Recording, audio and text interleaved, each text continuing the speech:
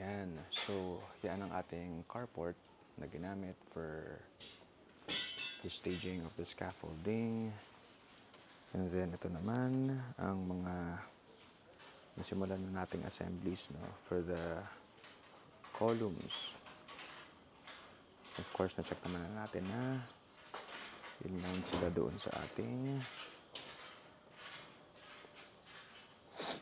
structural plans. So, bawat spacing po nito, of course, may kaakibat na tulong sa kanyang structural integrity. And then, malaking tulong dito sa ating mga trabahador kapag mayroon na tayong cutting list. So, nakapag-provide na po tayo ng cutting list sa kanila at mas napabilis nga ang kanilang pagkakat ng mga reinforcing steel bars.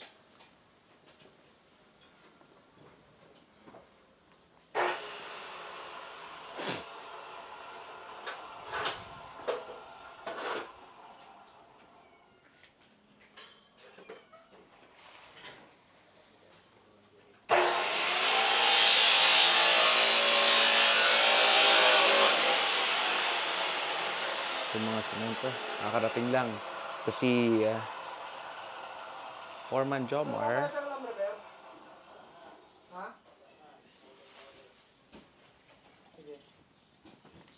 Okay, sir. Yung spacing ng mga stirrups, na-double check natin sa no? Opo, sir. Sa plans. Opo. 2 dos, 4 na gis. Tapos 15-15. Ito.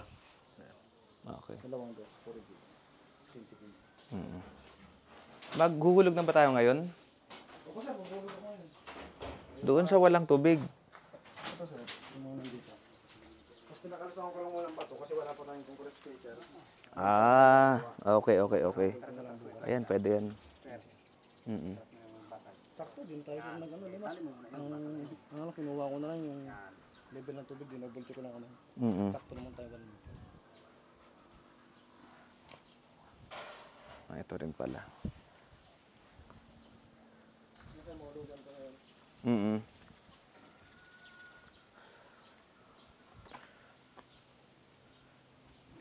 Ito may tubig pa. Ito may gravel bedding na.